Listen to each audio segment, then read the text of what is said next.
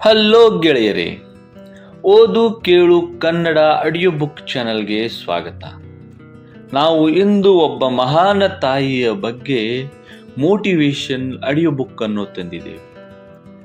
ಎಲ್ಲರೂ ತಪ್ಪದೆ ನೋಡಬೇಕಾದಂತಹ motivational audio book. ಒಂದೆಡೆ ಬೆಂಕಿ, ಮತ್ತೊಂದೆಡೆ ಹೋವು, ಎರಡನ್ನು ಸಮಾನವಾಗಿ ಸ್ವೀಕರಿಸಿದ ತಾಯಿ ಸಾವಿತ್ರಿಬಾಯಿ ಫುಲೆ. ಇಂದು ಅವರ ಜನ್ಮದಿನ.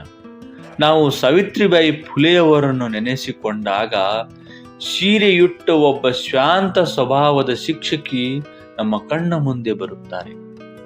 ಆದರೆ ಅವರನ್ನು ಕೇವಲ ಶಿಕ್ಷಕಿ ಎಂದು ನೆನಪಿಸಿಕೊಳ್ಳುವುದೆಂದರೆ ಅವರಲ್ಲಿದ್ದ ಹೋರಾಟಗಾರತಿಯನ್ನು ಮರೆತಂತೆ.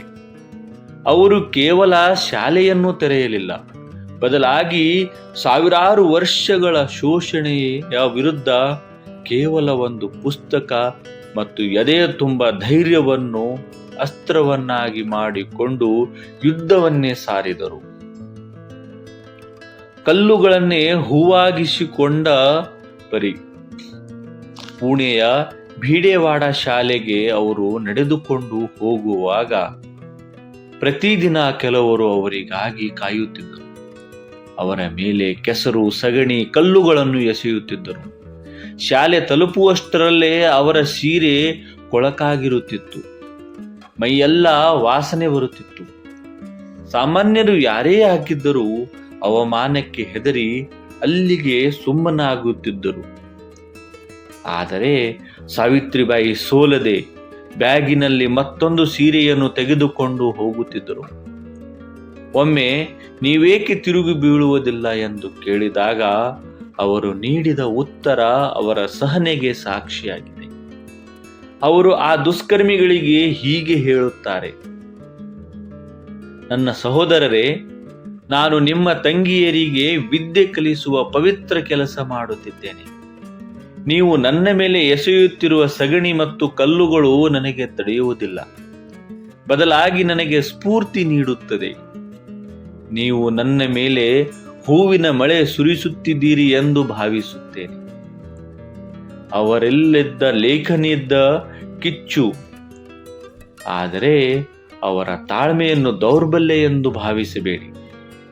ಪತಿಗೆ ಬರೆದ ಪತ್ರಗಳಲ್ಲಿ ಅವರ ಬೌದ್ಧಿಕ ಕಿಚ್ಚು ಎದ್ದು ಕಾಣುತ್ತದೆ. ದಲಿತರಿಗೆ ಪಾಠ ಮಾಡುವುದನ್ನು ಅವರ ಸ್ವಂತ ಸಹೋದರನೇ ವಿರೋಧಿಸಿದಾಗ ಮತ್ತು ಧರ್ಮದ ಹೆಸರಿನಲ್ಲಿ ಪ್ರಶ್ನಿಸಿದಾಗ ಅವರು ತಲೆಬಾಗಲಿಲ್ಲ. ಬದಲಾಗಿ ತಮ್ಮ ಪತಿ ಜ್ಯೋತಿಬಾರಿಗೆ ಬರೆದ ಪತ್ರದಲ್ಲಿ ತಮ್ಮ ಸಹೋದರನಿಗೆ ನೀಡಿದ ಉತ್ತರದ ಬಗ್ಗೆ ಹೀಗೆ ಬರೆಯುತ್ತಾರೆ: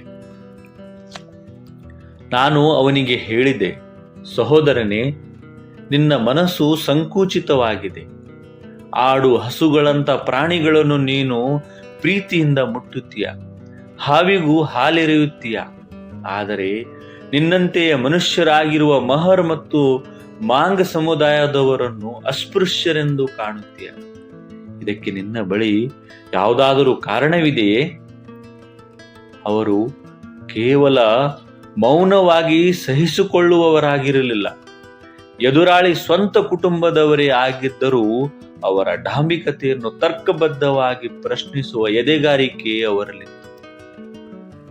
ಅವರು ಕೇವಲ ಶಿಕ್ಷಕಿಯಲ್ಲ, ದಿಕ್ಕಿಲ್ಲದವರಿಗೆ ಆಸರೆಯಾಗಿದ್ದರು. 1868ರ ಒಂದು ಪತ್ರದಲ್ಲಿ ಅನ್ಯ ಜಾತಿಯ ವಿವಾಹವಾದ ಕಾರಣಕ್ಕೆ ಒಬ್ಬ ಬ್ರಾಹ್ಮಣ ಹುಡುಗ ಮತ್ತು ದಲಿತ ಹುಡುಗಿಯನ್ನು ಕೊಲ್ಲಲು ಊರಿನ ಜನ ಮುಂದಾಗಿದ್ದರು. ಊರಿನ ಜನರೆಲ್ಲ ಮೂಕ ಪ್ರೇಕ್ಷಕರಾಗಿದ್ದಾಗ ಸಾವಿತ್ರಿಬಾಯಿ ಆ ರಕ್ತ ಪಿಪಾಸು ಗುಂಪಿನ ಮಧ್ಯೆ ನುಗ್ಗಿ ಬ್ರಿಟಿಷ್ ಕಾನೂನಿನ ಭಯ ಹುಟ್ಟಿಸಿ ಆ ಜೋಡಿಯನ್ನು ರಕ್ಷಿಸಿದರು.